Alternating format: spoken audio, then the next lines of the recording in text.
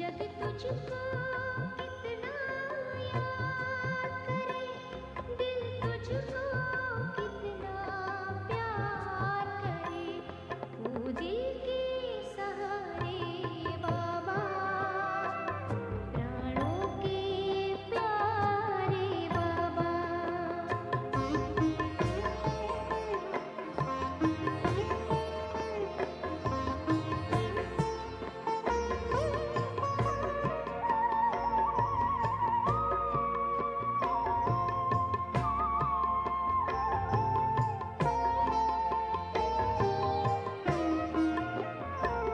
तुमने नवजीवन दान दिया, पावन जीवन वरदान दिया, हमको अपनी पहचान दिया, रचता रचना का ज्ञान दिया, हे ज्योतिर्बिंदु स्नेह सिंधु, सब हम पर वारे बाबा, वो दिल के सहारे बाबा, प्राणों के प्यारे बाबा।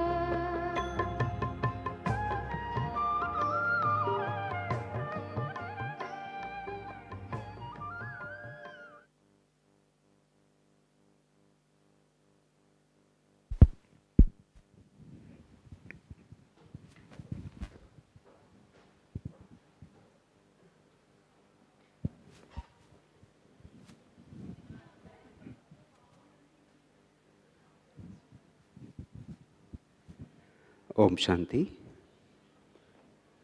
Welcome everyone, and we welcome to online our student as well from the overall the world.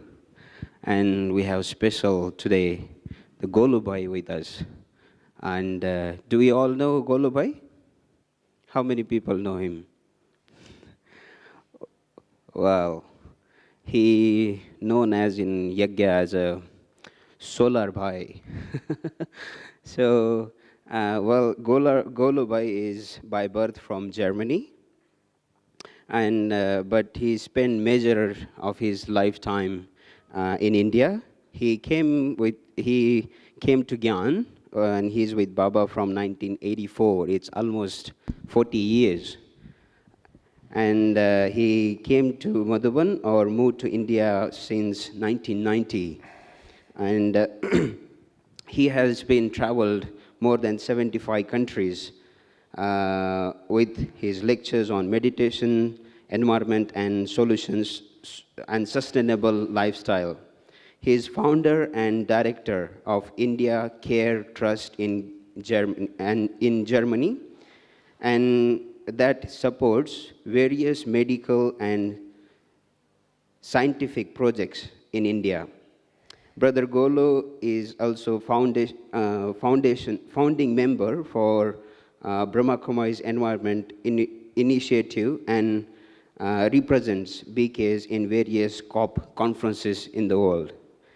Brother Golo has coordinated the successful completion of esteemed research project by Brahma Kumari's, which is India One Solar thermal power plant in Shantivan campus. So it's our fortune today to have Golo Bhai. And as we know, there is a lot of anxiety in the world about the environment. So Golo Bhai will give us practical solutions and what he is doing by Brahma Kumaris in the world. So he is actually very special Baba's instrument to spread Baba's knowledge or with the logics behind in the world as representative in the environment. Brother Golo Bhai, welcome.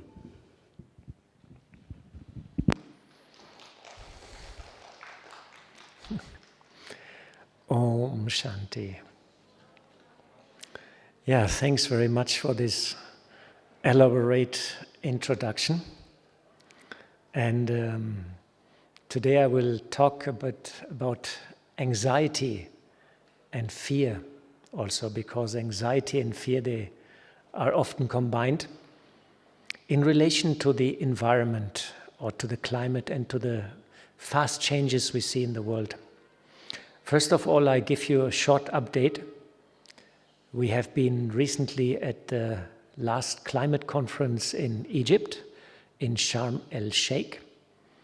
And I will inform you a bit what we have done there, and also what is the latest science information about climate and the environment, and then what we are doing practically to deal with the situation.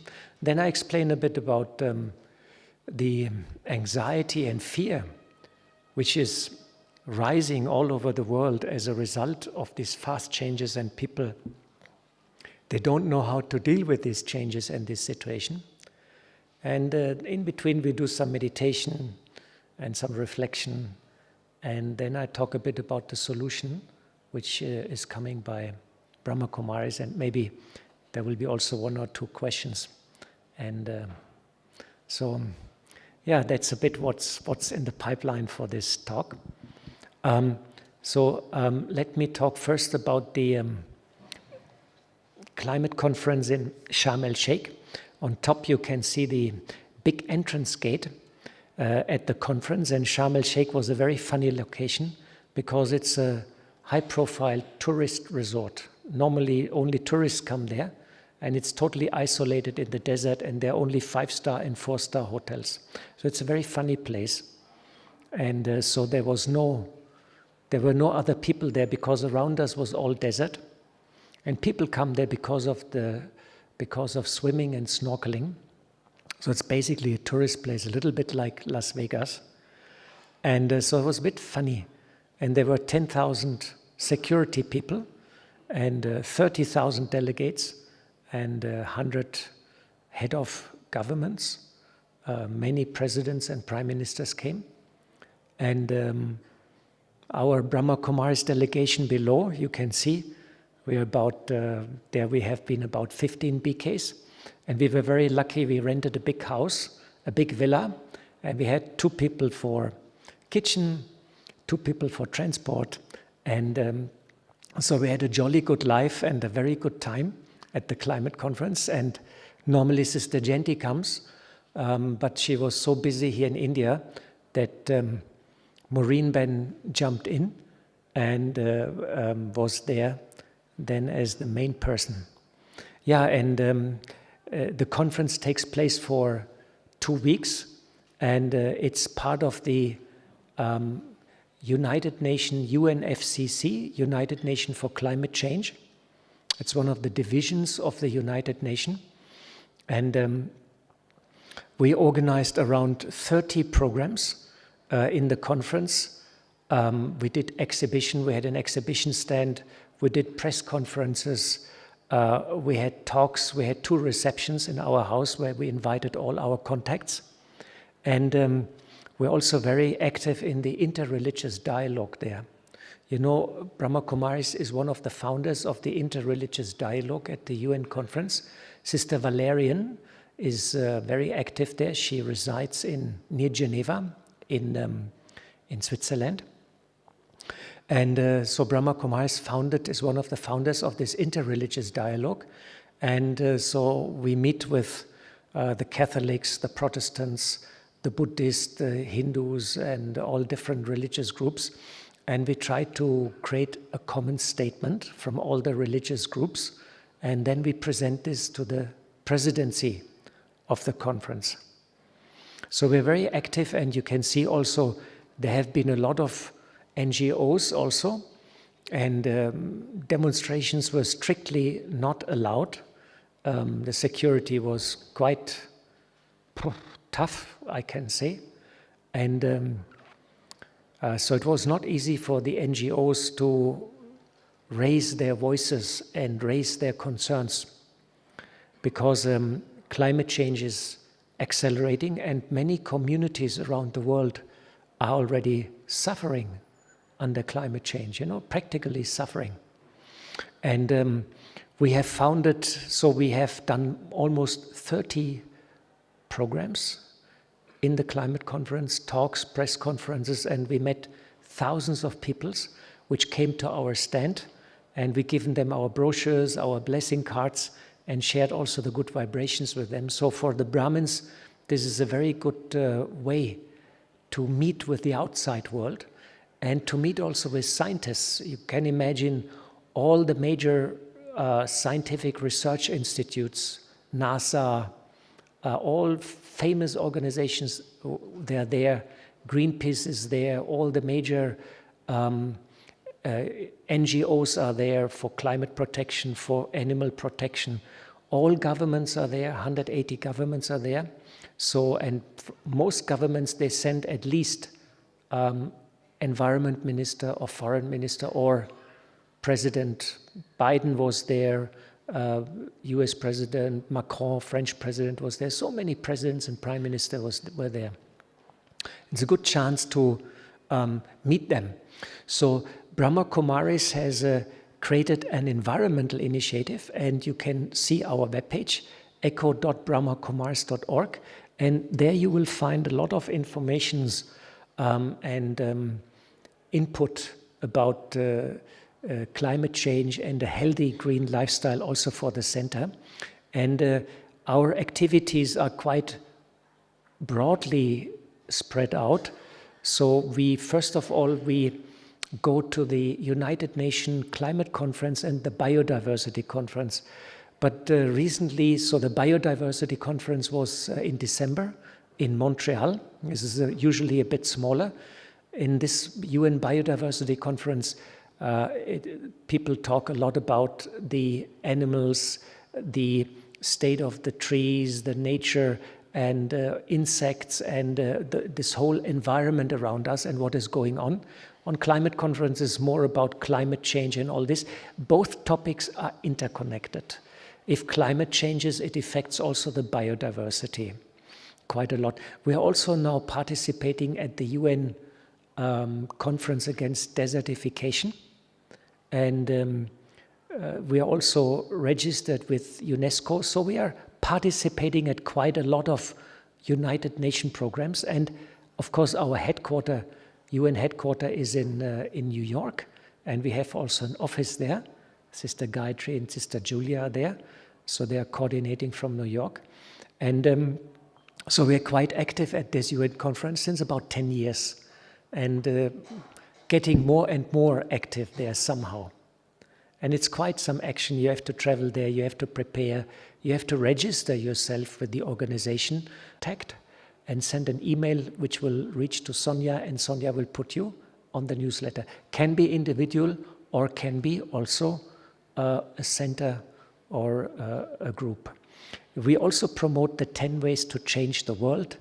Be loving, be compassionate, feed yourself, strengthen your heart, so all these good ideas we have in the 10 ways, and we have a big poster, and we give that out also as a gift, and people like it very much because it's like the 10 commandments, we can say.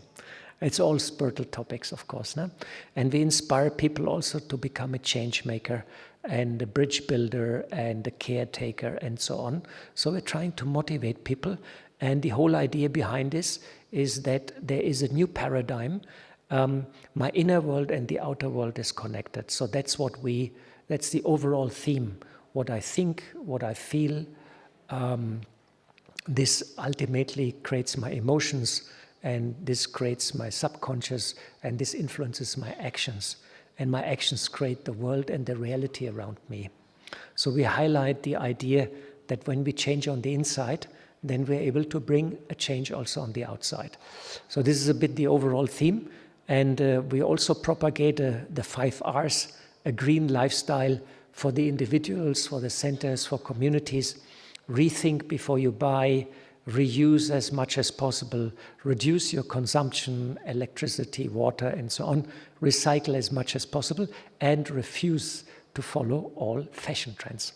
Well, most BKs, I think, they don't follow much of a fashion trend nowadays, you know, because white is our dress, so there's not that much you can do with the fashion trend, just maybe with a little colorful cap, you can do something.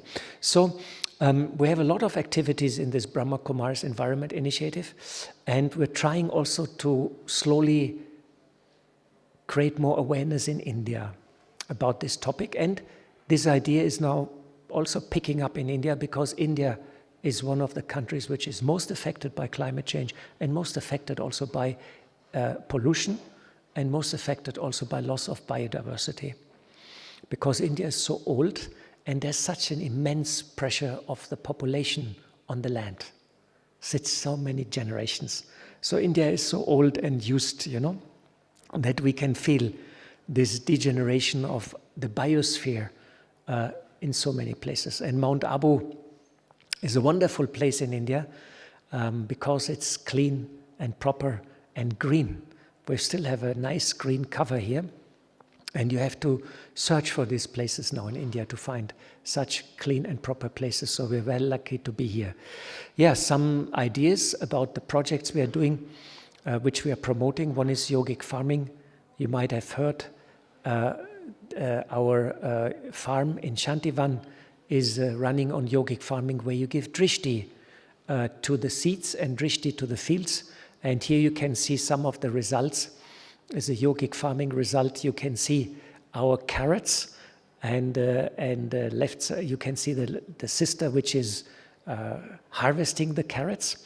And so the small carrots are done chemical without anything. Then in the middle, the big carrots, they're done with yogic drishti. It means good intention. You are a very good carrot. I love you. You will grow very nicely. And you don't need any fertilizer, and no bug will come and eat you. This is the intention for the yogic. And on the one side, you see the organic, which without intention, without meditation. And you see the yogic carrots are the biggest one, and people say they also taste the best. It's quite interesting. And here you can see a comparison of wheat without meditation and with meditation. And you all can see the big difference there. Huh? You can see? Yeah, you can see the big difference of the wheat, which is with meditation, means every morning and every evening, 5 to 10 minutes you give drishti, and you give intention to that, and then the wheat grows better. And this project is done by the farmers, by the agriculture wing. Brahma Kumaris has an agriculture wing, which looks especially after farmers, and is called the rural wing. It looks after the farmers, after the agriculture. And Brother Raju is coordinating, and Brother Suman, they are coordinating here in Madhuban. And now we are identifying 70 farms where we implement this yogic farming method. 70 farms we identify in India, and we're already in touch with the Ministry of Agriculture, and they're very much interested that Brahma Kumaris rolls out that project on a large scale. So this is one of the projects we are doing. Then, of course, Brahma Kumaris is active since 20 years, since 25 years in the area of renewable energies. This is our photovoltaic installation near to here backside, and we are giving electricity to the whole campus here in Gyan Sarovar. And this sound system here in emergency light, Baba's room, the kitchen, water pumping, ironing, street light in the night, this all comes, Baba's rooms, this all comes from solar power already. We are doing it since 20 years. And this is a couple of photos of the India One project. I hope you have seen it. It was a project by the German and Indian government. And Brahma Kumaris is one of the biggest institutional user in India, and we are also recognized research center with the government. So we are doing research projects for new technology, and we do trainings and seminars, and we connect with the Indian Institute of Technologies here in India. We do research programs with them. And we're trying to share our good findings in our technology with the world. And we have a web page, especially India One, and you will find a lot of information on this technology. And here, the last picture, this is our solar steam cooking system here in Gyan Sarovar. If you go dining hall on rooftop, you will see it. And please go and see it, because very soon we have to demolish it. And the reason is this system is one of the first. It was built 1997, and it is now 1997 and now 22, 23. It's now 25 years old. And, we painted it all the time and maintain it, and one brother, Suresh, is looking after it. And we generate steam every day, and we send the steam down into the kitchen. And so some month ago, we got some leakage in one pipe. So we opened it and we tried to weld it. But when we tried to weld it, the hole became bigger. And then we did a thorough inspection of the whole steam cooking system. And we found that all the pipes are totally corroded. The structure is totally corroded. Everything is gone, It's just working, but it's just old, 25 years old, And the weather here is quite tough. So we decided that we cannot repair it anymore. We have to scrap it. So we just took last week sanction from Dr. Nirmala for a new system, and that will be completely new technology. It will be much, much more powerful. This one is about 50 kilowatt. The new one will about 600 kilowatt, much more powerful. It will be combination of photovoltaic and dishes and will be computerized and controls and all this. And so our whole team, we gathered, and we involved also some top engineers from India, some BKs who are in the field, and we are just working now on the final design, and it's quite complicated. And I was thinking that I can forget, after doing India one project, I thought I can forget about all this kilowatt hours and thermal fluids and tracking systems and solar radiation and efficiency and all these calculations and spreadsheets and Excel sheets and hundreds of emails. And this project again, it's all starting again. And the intellect has to go deep in technology, in engineering, in building, in construction, in plans, in blueprints, and it will take a couple of months. So have a look, because this is our old Mahavir, our old grandfather of solar systems, and next year it will be gone. No? So have a look and say hello to Brother Suresh, who's still maintaining it. We still run it, but on the last leg. So we do a lot of projects and in the field of renewable energies, and we're quite active still. And more than 500 centers in India, they're using solar. And all the time, I was now in South India and giving advice for our retreat places. And everywhere now, all the centers in India, they go solar. Yeah, then some information about project called Yogis for Future. This is 150 meditation commentaries in English, 2 to 8 minutes long, and they are on our webpage, mobile app, Facebook, Twitter, and Instagram. And what we're doing is we give very neutral meditation commentaries on 10 different topics for the environment, meditation for peaceful relation, meditation for inner resilience and strength, meditation for purity, meditation to become an angel, different meditation. And we just put it online, and people just can click in the morning and listen 8 minutes to a peaceful meditation.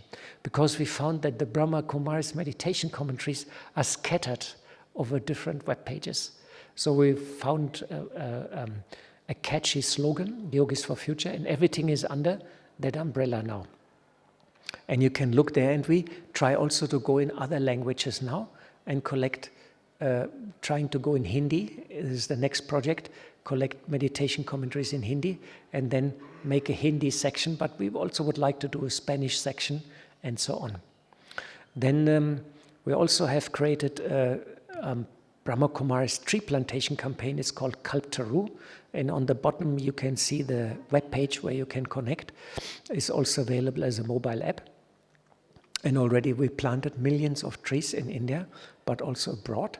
And you can plant a tree, and then you can notify it on the app that I planted the tree, I'm a good person, and that you also maintain the tree.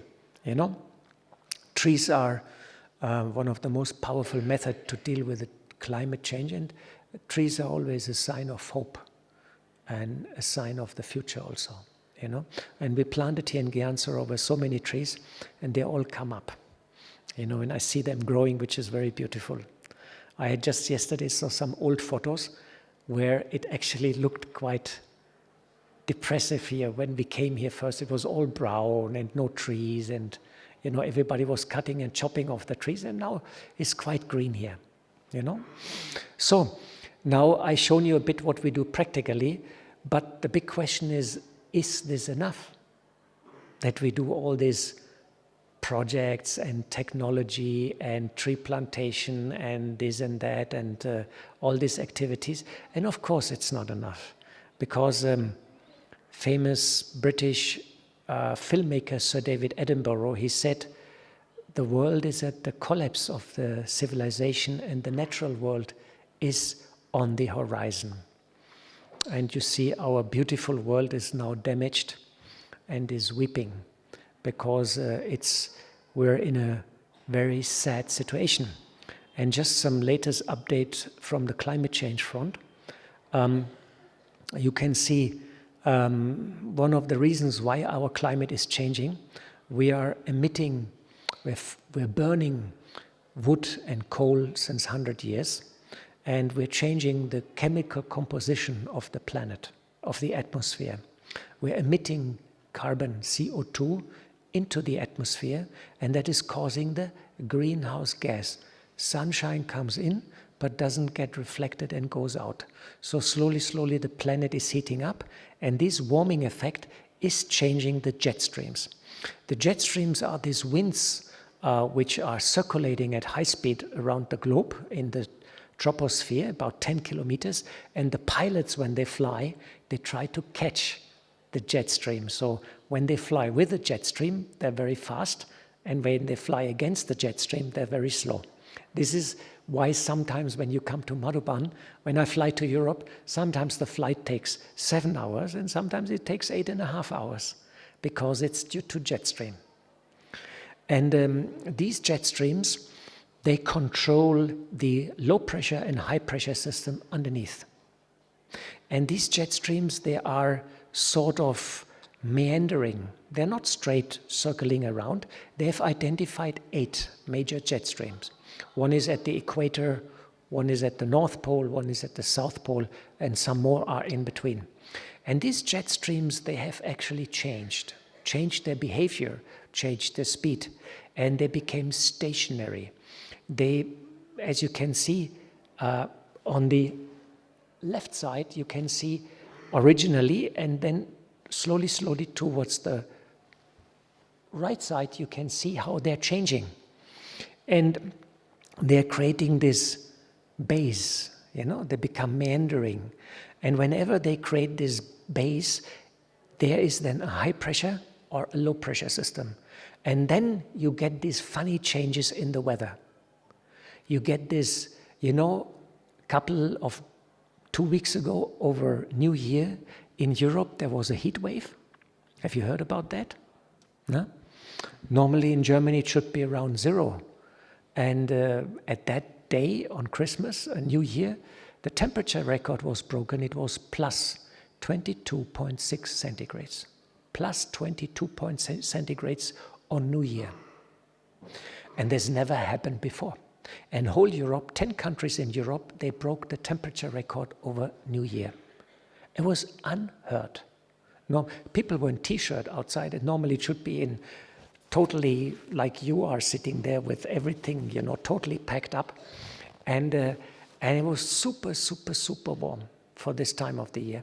And the all these scientists and experts, they all freaked out. They said, we never, ever have seen this. And this is not a good sign that it's so warm. Huh? And at the same time, in California, we have these horrible storms coming every 2-3 days, and all this rain is pounding the coast. And they have all this flooding. So it's a big catastrophe in California. They had drought, and now they have flooding. And last year in India, we had an extreme hot spring, and the wheat harvest in India was reduced by 30% because we had a heat wave in spring, and India's wheat area where most of the wheat is grown is Haryana and Punjab, is the North India. It was super hot in spring. March, April, it was super hot and super dry. So all the wheat burned. It didn't really grow. So the wheat harvest was down by 30%, and the rice harvest in India is down by 20% last year. And India has stopped all export of wheat and rice.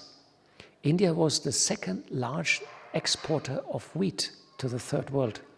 And now India stopped export because in India itself, the prices have gone up and wheat has become short.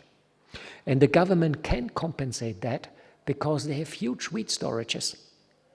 But these wheat storages in India were already used to some extent because of Corona pandemic. The government already gave wheat to the poor people. Now the harvest was down, so now India slowly gets also into a tight spot. And this is the beginning of climate change, which we're seeing. And the temperature just has gone up by 1.2 degrees. And scientists have identified in this climate change these tipping points. So they say because they have identified major systems which control our climate. Blue is the ice bodies, that's the North Pole, that's the South Pole, and these ice sheets, and they are melting away. You know, the glaciers are melting, the ice at the North Pole is melting, and now even at the South Pole, ice is melting at a high speed. Then they have found out that these circulation patterns like the El Nino and the North Atlantic circulation, the African monsoon, the Indian monsoon, they're changing. And they find out that the biosphere components like the forest, the reefs, you know, is also changing. The reefs are dying, the forests are burning, and these circulation patterns are all showing signs of change. And all these 12 major systems which control our climate are interconnected. And they are saying now that these systems can collapse anytime. And these are called the tipping points in climate. And all around the world, this research institute, they're running supercomputers, and they try to find out what happened to all these major systems. And they're now scared that these major systems are going to collapse within a couple of months. And if one system collapses, it will affect all the other systems. And that is what is called sudden change. And this is now anytime possible. Sudden change is anytime possible. Already all these systems are changing, and already all over the world the effects of climate change are visible in a very, very dramatic way. So what's in the pipeline? Well, more droughts, more flooding, more forest fires, seawater level rise, all major cities which are built at the coast, Melbourne, New York, London, Bombay, Calcutta, Chennai, all coastal cities are in danger. I was just now in Chennai, and 5-6 meters above sea level only, the whole city, and already heavy flooding some years ago. And Bombay gets every year now heavy flooding because it's very low. So we have all these problems, and in Germany, this picture is the rivers are low. Last summer, the rivers are low. So they had problems running the power stations because they need water for cooling. So one problem causes another problem, and suddenly electricity problem, suddenly food problem, suddenly flooding problems. So this, that, this, that. This is all going to happen. So what we see is that the earth dies. And this is very tough. And not only we BKs we see that, but also the people in the world, they see that because the news is there, the science is there, and everybody gets this information. And here, even in The Simpsons, they found out that the end is near. This is Homer Simpson. And the new paradigm is destruction of the world becomes mainstream. And this is a very dramatic information, and this changes everything. This changes everything for Brahmins, but it changes also everything for the people in the world. And the difference is that the people in the world are not prepared. Brahmins are prepared to some extent. We hear in the Murli, the end is coming, and become fearless and become soul conscious. However, when it comes to from theory to practice, it's a different story. If you ask who is fearless of death, anybody's fearless of death? Hands up. 1, 2, 3, 4, 5, okay. Some hands going up, some hands maybe. You know, I was in just now in South India, and the brother, I gave a little talk and I explained what's going on. And then the brother said, Golo, Golo, when is destruction happen? When is destruction happen? I said, well, you know, the next years we will see very dramatic changes because all this is going to happen now, you know. And then he said, what? In a couple of years? He said, that's bad. My Purushottam, my efforts are very slow and very, very slow. And that's a bad news. He said, what should I do? I said, you have to change and you have to speed up. And he said, really? I said, yes.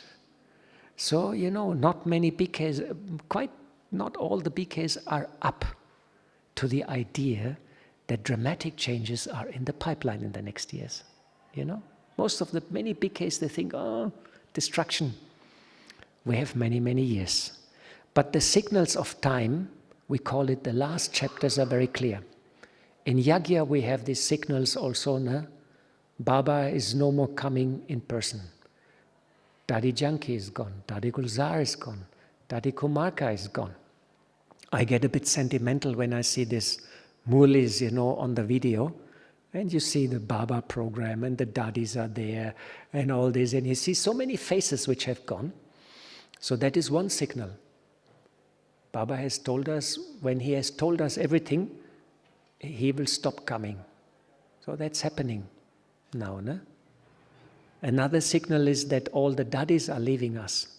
And the Dadis and seniors, they're all for the sustenance of the institution. Now is the time of the yogis coming. Yogis is for transformation. So the signs in the Yagya are all there of change. And Baba gives the messages also. And in Pandapavan, the last message on 18 was, Baba says the advance party is ready. They ask Baba, when are the children ready? He says nature is ready. Destruction, vinash in Hindi, is ready by nature. War is ready. Baba is ready. Are the children ready? It's the big question. So if somebody asks me, Golo, are you ready? I will say, I say, you see, I'm just building this new solar cooker. It's a fantastic project. We do latest technology and we do very nice engineering and it's beautiful.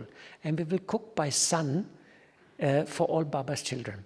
So, you know, if destruction is tomorrow, is not so practical because we will need a couple of months to complete that project. So, Baba, give me 1 year. Then we can complete that project and we can run it for some time. So after 1 year, you come again and we can negotiate for destruction. So if I ask you, are you ready? You will say, you see, I just have to go home and some work in the center and I have to get rid of one certain sanskara and I just gave Baba some promise for the next 6 months I will do special tapasya. So for the next couple of weeks and month is not very good if destruction will happen. So Baba says the time is with the children, but the children are postponing because in our mind we are not yet ready. We still have a little bit of fear of death because it would mean the end also for our efforts. So in the world, we can see a planetary crisis. We see the war, the restriction of movement, climate change, loss of biodiversity, health issues everywhere. So many people die, so many things are going on. Corona crisis. We see economic breakdown, cost of living crisis. Prices have gone up everywhere. It's quite amazing how the prices have gone up, because energy prices are going up.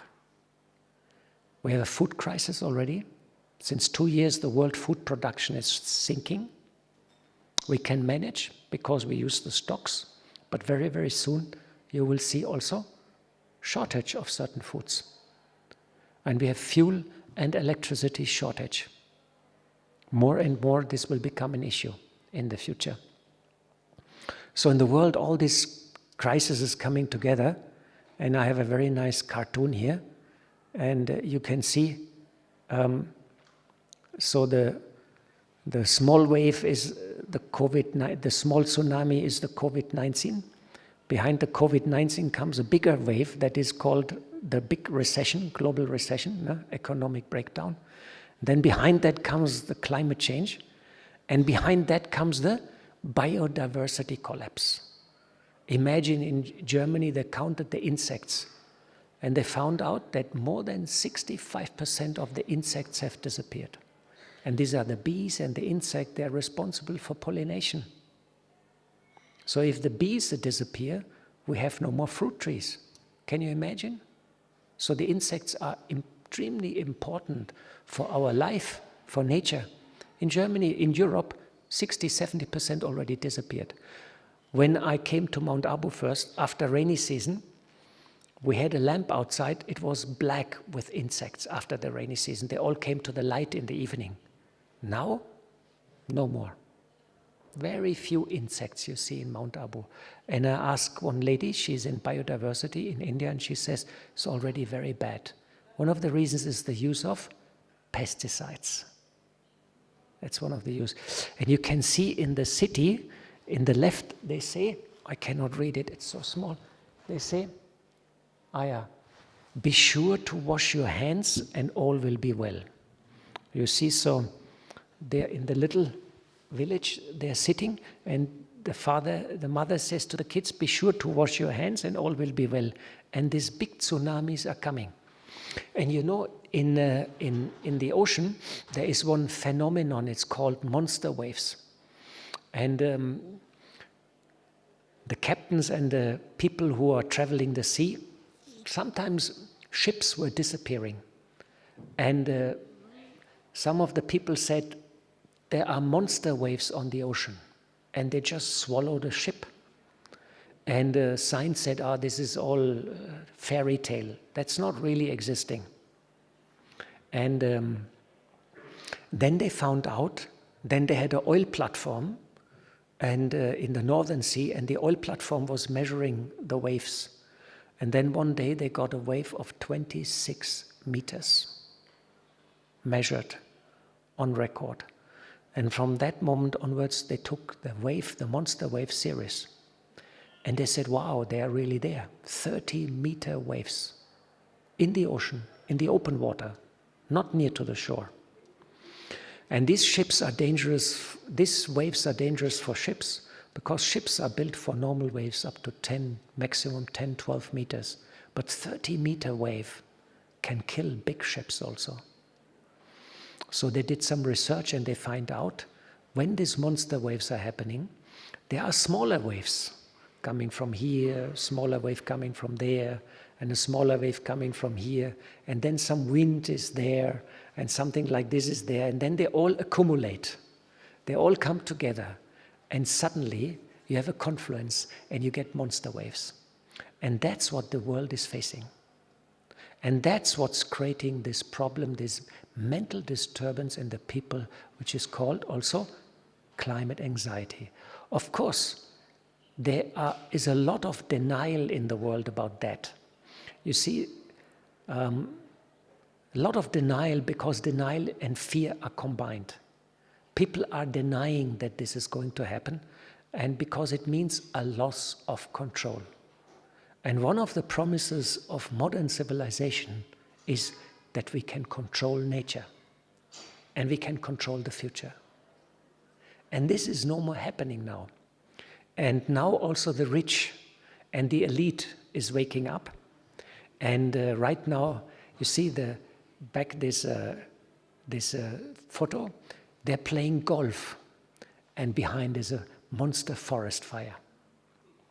You know, this is a very nice picture which shows the ignorance, how we have treated for a long time this problem. Because the first reports, serious reports, were 1972 with the Club of Rome. It's called The Limit of Growth. And they were prophesying exactly what's happening now, 1972. And at the moment there's the big meeting in Davos, you might have heard, Davos in Switzerland, where all the business people, presidents, prime ministers, they meet. And for the first time, the founder and managing director of this meeting, he gave a speech and he says, there is a mindset of crisis and a mindset of doom. Also about the world leaders, about the economic elite, and about the scientific community also. He says, we have to get rid of this crisis mindset, but that will be very, very difficult, because we are dealing with a dying world. And because of these facts and the problems which are so big, people either deny it, they suppress it, or they have anxiety, depression, fear, anger, and panic. And at the climate conference, we can see that when we meet to the youngsters, they say, I have no future. I have no future. So you meet people 2-3 years ago, they say, everything is okay. Now they say, oh my God, the end is coming. What I'm going to do? What's my family going to do? What my children going to do? What's my house going to do? My possession? What's my future going to do? There was always like a deal. Even if I die, my family and my children will continue. That was a deal. Even if I die, my family will continue, and I can inherit my wealth to them. Now all this is suddenly falling in a big black hole called the end of the world. And if you Google this, you will get hundreds of hits. And since 2007, so many studies have been done on this topic.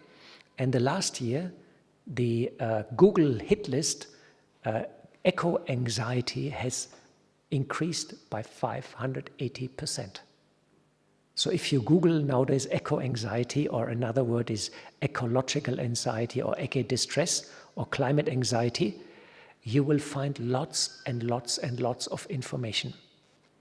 And it's, as per Wikipedia, I copied that from Wikipedia, it's called a chronic fear of environmental doom. Another definition is the generalized sense that the ecological foundation of existence are in the process of collapse. The foundation of our existence are in the process of collapse. And many of this disruption is a result from climate change, but some are caused directly by human activity. For example, it's deforestation, driving too much with cars, flying too much around, and so on and so on. And they found this out already 10 years ago, that more and more people show this, but the last 2-3 years since COVID, everything has accelerated. And my brother is a general practitioner, and he says so many people come now and they are depressed and they have fear of the future also. So it becomes like a big issue now for everybody, for youngsters, young families, everybody who wants to look into the future and do something creative, because the future is no more there. We cannot control it, we cannot plan it, and this is a loss of abilities and is affecting everybody in a big, big way. Even for the BKs it's there, you know. So far this diagnosis is not a medical one. It's more regarded as a rational response to the reality of climate change. However, there are serious cases where this impacts your mental health. So there are people who are already at the edge, and then this climate anxiety comes, and they fall on the other side. They get depression, they get anxiety, psychosis, and just as a disclaimer, if anybody comes to you who is really distressed about these things, who is depressed about these things, when you see that it is really serious, you shall give this person also the advice to seek professional medical advice. This has quite a practical background. We have practical experience that it's very important to seek professional advice.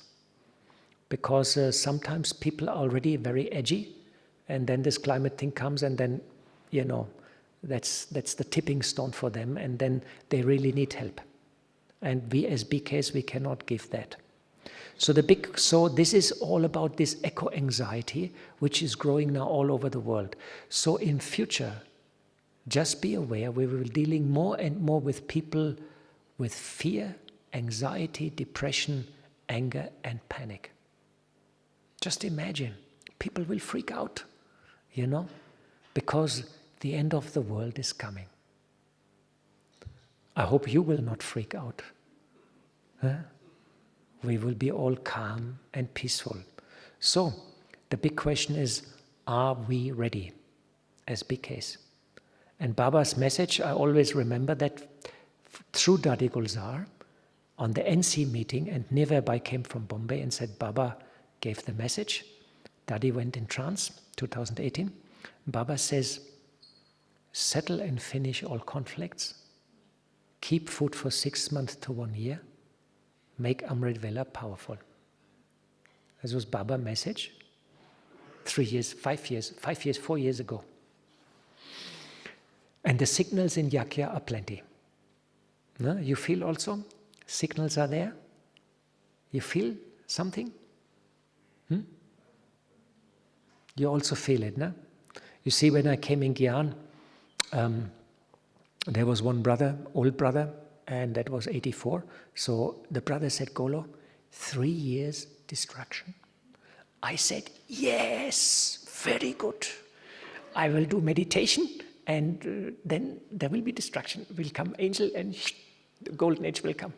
So 84, 85, 86, 87. I went to the brother and said, what's going on? Where's the destruction now? He said, just 1 more year. 1 more year, he said. I said, okay, 1 more year. That was in the 80s. Now is 2023. I'm 62 years old, and I would never, ever have thought that I even get 50 when I came in Gyan. We all thought within 5-10 years, that's it. Then came the year 2000.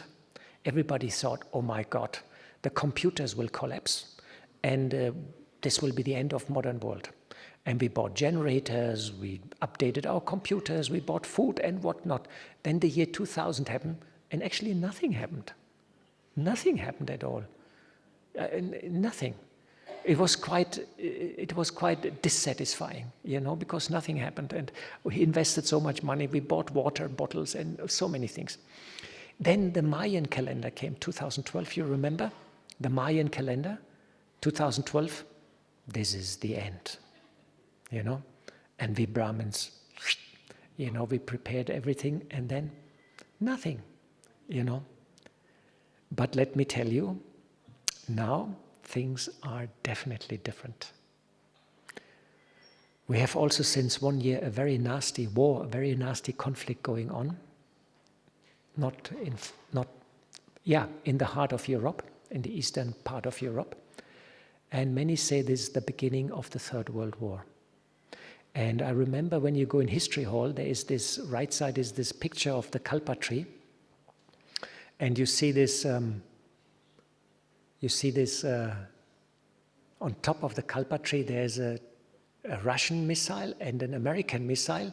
And on top sitting 2 guys of the missiles with the Russian and the American flag, and they hit each other, like war.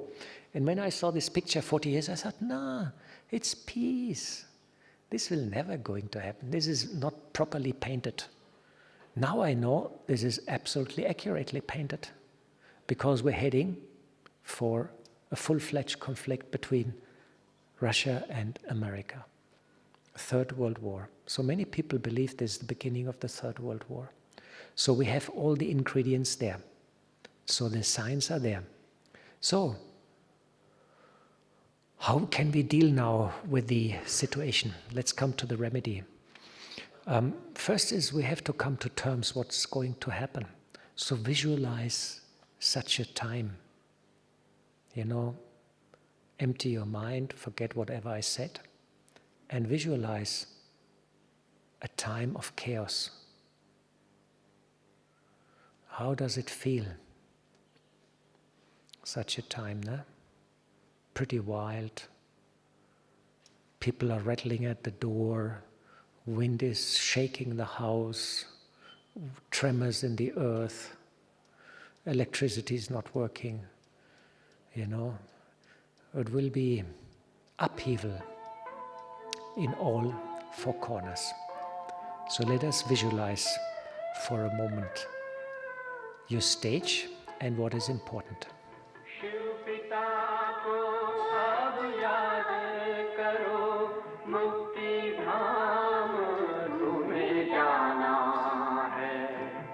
अपने सुकर्मों के बल पर ही सतयुग में तुमको आना है। शिव पिता को अब याद करो।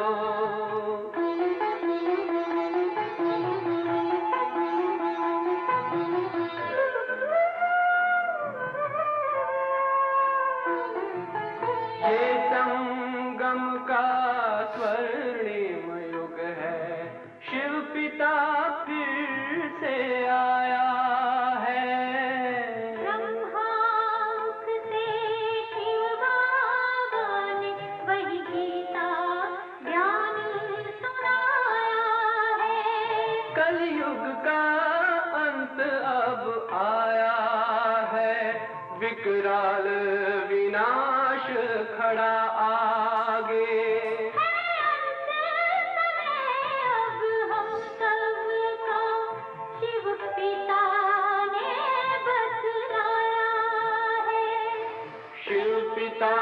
को अब याद करो।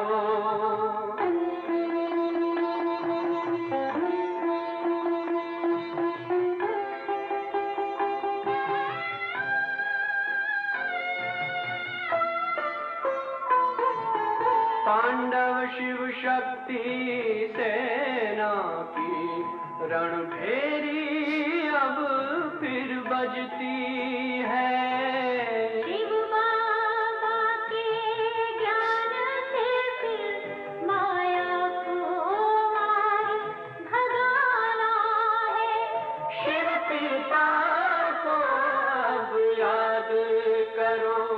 सतयुग में तुमको आना है।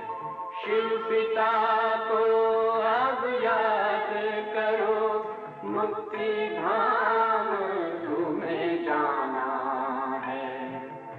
अपने सुकर्मों के बल पर ही सतयुग में अब तुम्हें आना है।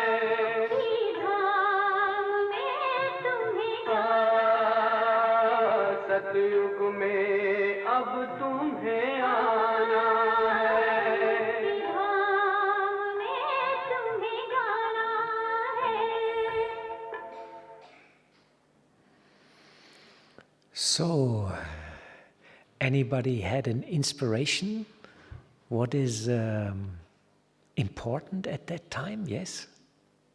Say? Anybody would like to share something? What is your stage and what is important at that time? No? Anybody? No inspiration? There's a microphone, you can just lift your finger if you say something. Come on, say something, share. Yes, one sister there. Om Shanti. Om It's yoga power is going to be the most important thing. Yes, yoga power, and that what will give the yoga? What will the yoga power The connection to Baba. connection with Baba. And what will the yoga power do with you? It would keep my stage and also provide protection. Protection, And okay. also be able to radiate peace and power. Okay, you will be able to create vibrations and spread them out through the yoga efforts. Very good. Anybody has one more idea would like to share?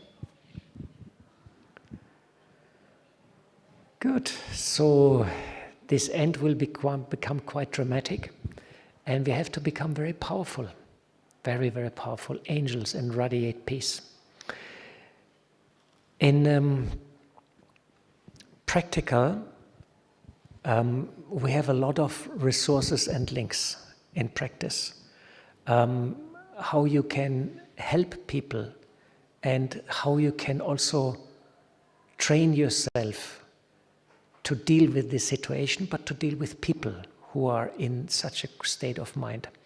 One is a very nice book by Sister Sarah Eggers and Jane Alco. It's called Being Still in the Storm. It's a book, and it gives effective tools for coping with fear and uncertainty. Sister Sarah is a BK. She's president of the Junkie Foundation, and she's a psychologist. And this book also has 20 audio files, and it's with practical tools and application, how you can help yourself and how you can help other people then also to deal with these kind of worrying feelings, worrying emotions. And then there is a very good webpage, Climate Psychology Alliance, and it's all about these collective paralyzers which we fear. And they say that through the sharing of knowledge alone, we will be not able to help people. We have to go deeper. And that's exactly where our speciality comes. We can create vibrations. And we can catch people and support them on the vibrational level. Because with technology, with words, somebody who is in deep fear about the end of the world, what are you going to tell him? You know, you need vibration. Whatever you say, you have to support it through vibration. So that's also very good. And then is also a New York Times Magazine article, 7 resources to help and cope with the climate anxiety. And this is a very good link with further links to organization. There are organizations who are dealing with this since 10 years. They developed workshops, methods, and very, very good input. And if you're interested in that topic, please have a look at these links. They're very interesting. And this whole topic also, of course, we are dealing with the fear of the end, but we are also dealing with the fear of death. And you know, death was the great enemy for all of us. You know, since Copper Age, when we became body conscious, in Golden Age and Silver Age, we were not afraid of death. Death was some process, transition, and we know we take a new body and all this. But from Copper Age onwards, for 63 birth, death was an unpleasant experience. We didn't like it because our possession came to end, our knowledge came to end, our kingdom came to end for us. Whatever position we had, we lost it with death. Our friends, beloved, you know, all this. So we didn't like death. And when karma became bad, then death was also not always friendly. You know, we did not always die peacefully in the bed. We might have had an accident or whatever, or some conflict, who knows in what we got involved. So there is a fear of death. And there's a very interesting book by Stefan Nagel and Patricia Heise. Stefan is the first double foreigner who came in Gyan 1970. He's from Germany. He studied religious science and philosophy. And Patricia is a psychologist and has her own clinic. And they did a little booklet called Times of Great Change. And they talk about the end of the world and the fear which is in everybody about that. And quite interestingly, end of the world is not a new concept. In Christianity, it's quite interesting. They had many dates for the end of the world. The first date was actually in the year 400, when they thought, now Christ will come and this will be the end. Then the next date they had in the year 1000, where they thought this will be the end, and so on and so on. And in Christianity, these ideas of apocalypse or Armageddon, they have an old tradition. And that's very special. And if you look into Persian, Greek, Roman, Jewish, and Christian tradition, you'll find a lot of references to this end of the days, you know? And usually this was a time of penance, where people repented also for their sins. And interestingly, Baba also says, at the end, when things will become clear, many bhikkhus will also repent, because they will think, oh, I've missed the chance, I've not done enough effort. I hope here in the audience there is nobody who will repent at the end. This was a joke. Take it humorously. I hope I will not repent at the end, and I will reach my perfect stage, and I will have settled my karmic accounts. You know, that's my aim. So, interestingly, you will find that a lot in the Christian tradition. But if you go, and interestingly, apocalypse means revelation.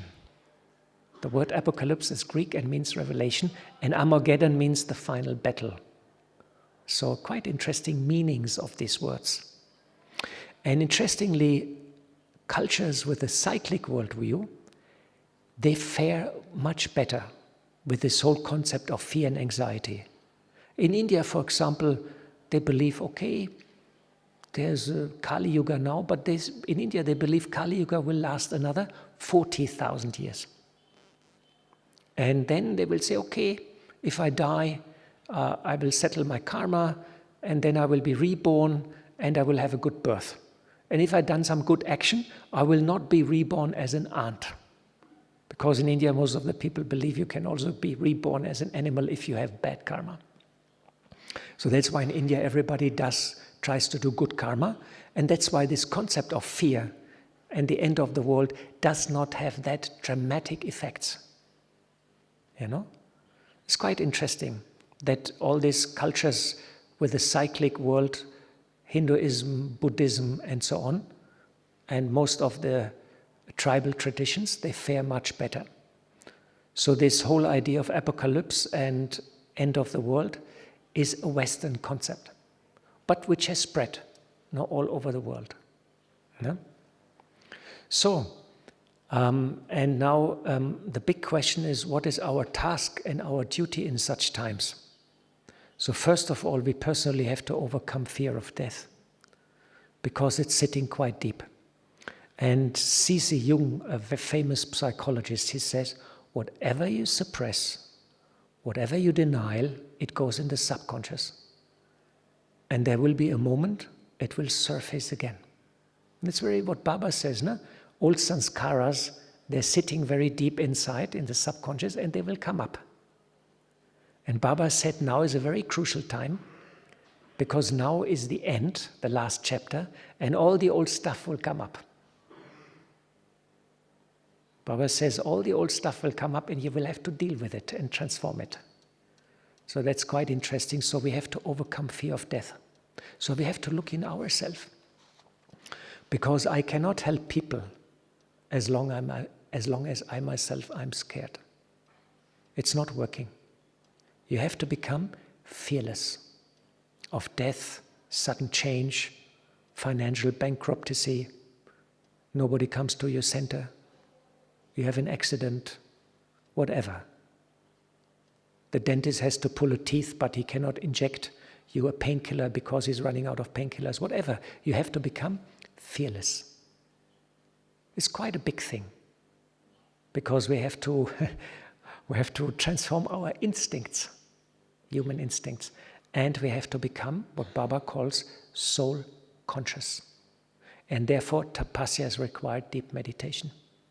You have to go into tapasya and you have to extend the time of your meditation to become fearless and become soul conscious. It is the key to become free and become a detached and loving observer of this transformation, which is now accelerating and will take very fearsome scenes.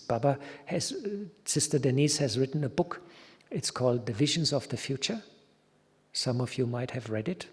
It's a combination of all the Murli points of the end days, what Baba has said, and the book is so powerful that they took it out of print because it's so powerful, It's a bit scary what Baba says all about the end, what is going to happen and how people will react. No? So we have to overcome fear of death. Then we have to become a healer and an angel. Of course, healer and angel means angel. We have to go into the experience of our subtle angelic body. Again, deep meditation, very, very important. Visualize your angelic stage. Visualize how it feels an angel, to be an angel. Raise awareness and consciousness in yourself, but also in the people. That is what we're doing all the time with classes and programs and seminars. Change your own personal lifestyle. Use less plastic. Become a friend of the environment. Adopt a green lifestyle. Use of solar energy wherever you can. And become a magician. And become a healer. I found this very nice picture. Be a helper of God. Be loving and compassionate. Be a healer to the world. And be a guide to the light. So another little reflection. How does your angelic stage feels? And how it can help yourself, others, and Baba to create a new world. How does your angelic stage feels? And how it can help yourself, others, and Baba to create a new world. Think a little bit about it. How is it to be an angel? How does it feel? What do I feel? How are my emotions? I'm very light. I don't feel the body. That's nice. The older you get, the more problematic it gets. So you don't feel the body. You're free of the pull of the body. You're free of the pull of the earth and nature and the elements. You feel very light and you feel very enlightened, full of light. Everything becomes shiny. And probably your perception changes also. You don't see with this eye, you see with the third eye. You see the vibration and the light around everything. And that helps yourself, because your thoughts are like light, which you can direct to others, and you can help Baba to create a new world. Why? Because our thoughts and our visions create the reality. Our thoughts and our visions create reality, and that's why Baba says the clock, the time is with the children. Because if you change your thoughts and your vision, if you remove it from this old world and you focus towards the golden age, you change the atmosphere, you change the vibration, and the vibration has a direct impact in physical reality. There's a whole field of quantum physics which deals with the interaction of mind and matter. And some scientists, they tell us our consciousness all the time creates the world, the reality around us. And that's why Baba says, Mansa Seva, or the service through your mind, is the most powerful. This also will be the service which we will use at the end. Service through the mind. So we have to think positive on us, positive on others, and positive on the world. This is written very easily, but it's not so easily practiced. When you get up in the morning, yeah, I'm great. I'm the greatest angel of all times. I'm a superhero angel and I will do magic today. Think positive on others. Even those whom you don't like at all. You just have to love them and give them positive, powerful thoughts. You're very good, you're my friend, everything will be all right. And then once you master that, you can become master over matter and master over the world and send good vibrations to the world. So the world which we should visualize is a world of peace, love. Love is the center point, it's written in the middle and capital letters. Love is the most important. You love yourself, you love the world. So all this starts with your own efforts and your own transformation. And dealing with these end days and anxiety, it starts with you. Dealing with your own fears, your own anxiety, and become loving. Love yourself as you are, what you have done, what you will become. Love Baba, love the drama, love the world, love others, love. Everything is love. There's a very nice Beatles song. Love, love, love, dum, dum, dum, dum. Yeah, it's all about love. Some Beatle fans are in the audience. Very nice.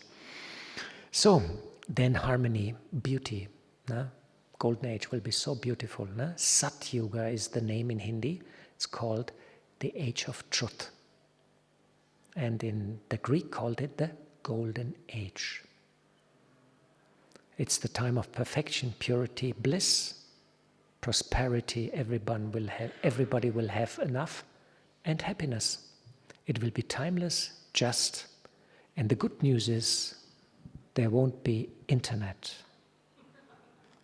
In Golden Age won't be internet.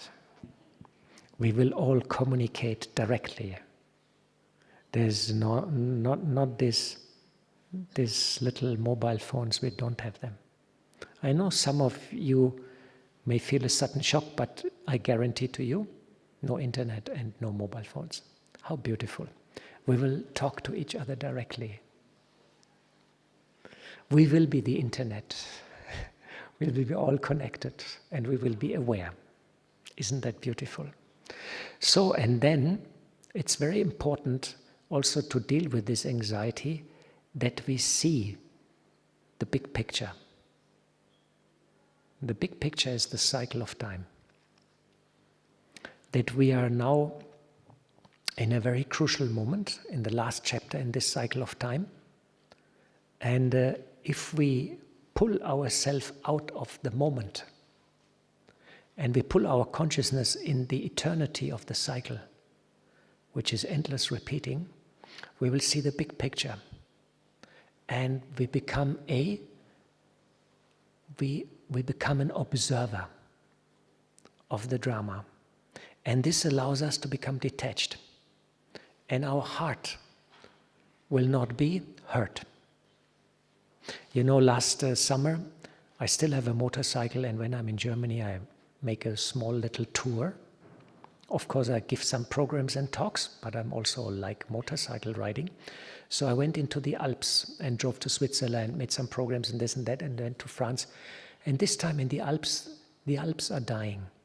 The mountains, instead of green and forest, became brown and the trees are dying. And there's water shortage everywhere in the Alps. And I saw my beloved Alps dying. And I thought, okay, Golo, this is just one little signal. The whole world is now dying. The Alps are dying. The forests are dying. Animals will have no food. The reefs are dying. Fish, the greenery, the trees, wherever you look, it is in a bad shape. So, see the big picture and shift your mind away from the old world and visualize Golden Age and what role I play. This is also one yukti, to protect your heart. Because all of you like nature? You like nature? No? We like forests, we like trees. You like animals? Very sweet, I like animals. If I see a cow, I always want to cuddle the cow. And then they come, the cow. They're very sweet. And if you have a chapati in India, you are the king.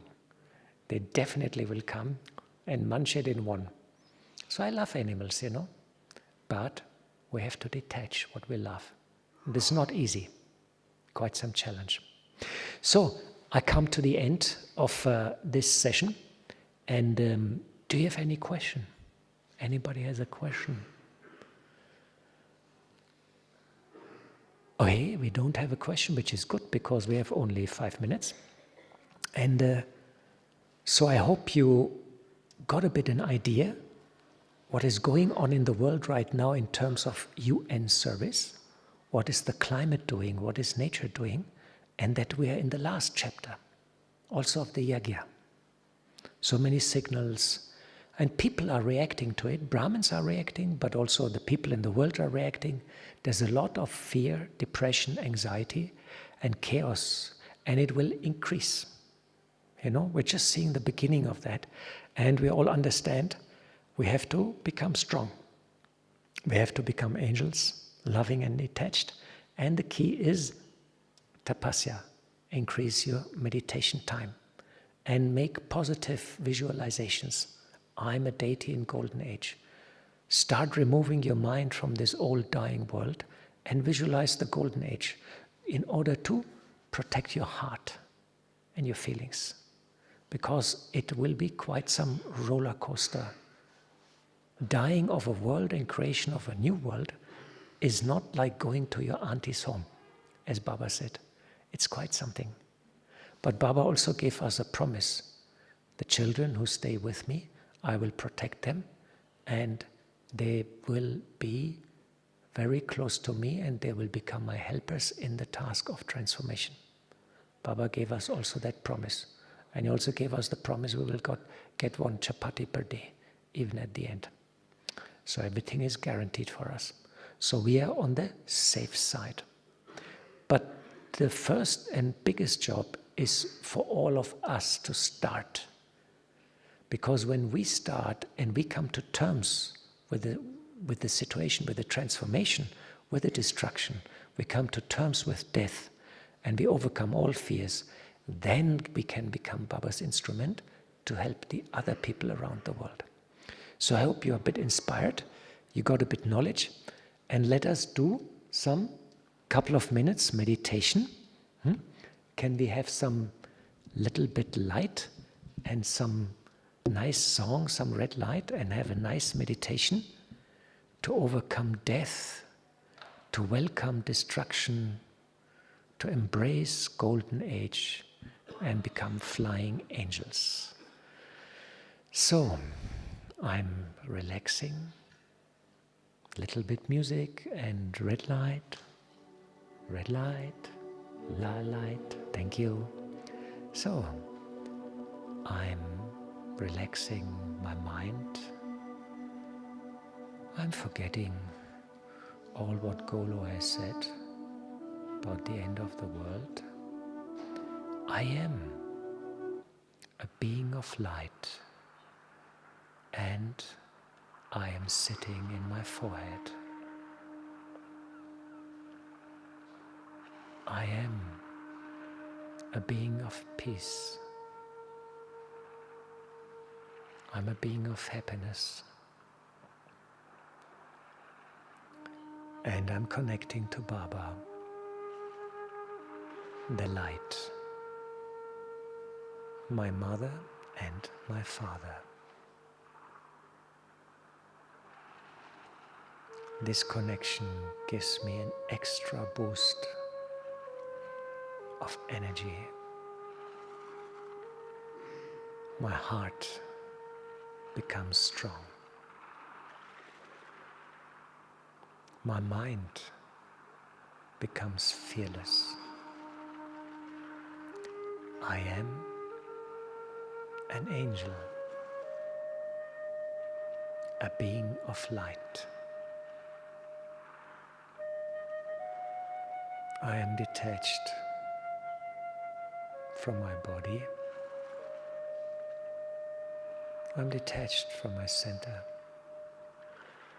my friends, my relatives, my job. I'm also detached of my weaknesses. I'm attached to my strength. I am in the combined form.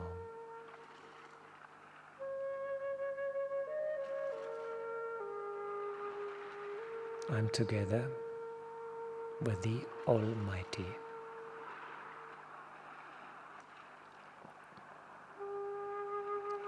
I'm focusing my attention now towards the world. I can see all the signs of destruction.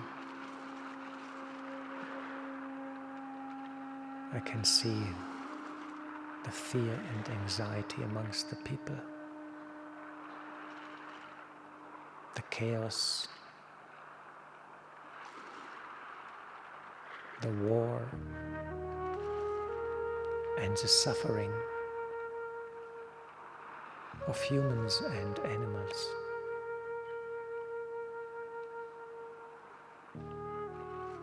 This is the time of change. This is the time of settlement. I am with Baba. I'm full of love for myself and for all the others. I have compassion.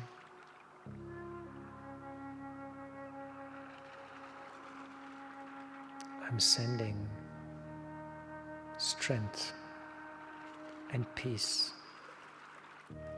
to all those restless souls. And I'm sending vibrations of purity to matter, to nature, because my vibrations create the future.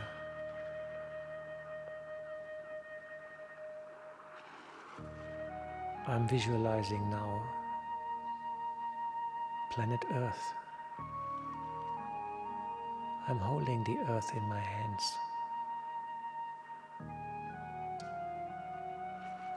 I'm give Drishti to this world.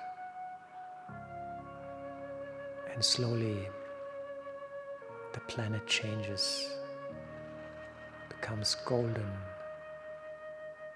and shines with light. This is the new beginning, the end of the old and the beginning of the new. I visualize beautiful nature, myself with the deity body in total happiness and bliss. This is our future world. This is Sat Yuga, the age of truth.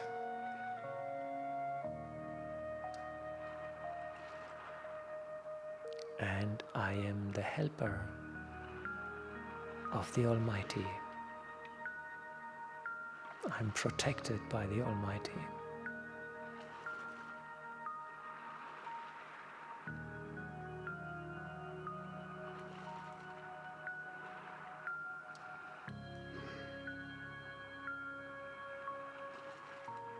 This feeling of connection makes me very happy. It removes all my worries, all my fears,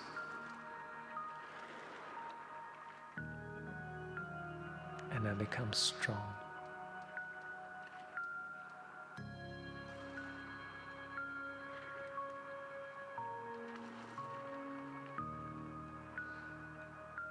This is my task, helping Baba in the transformation of this world,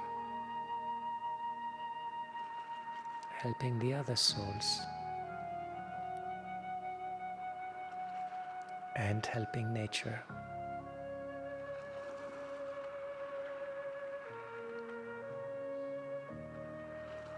I experience the powerful atmosphere.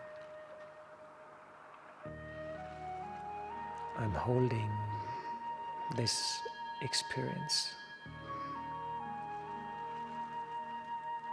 I memorize this experience.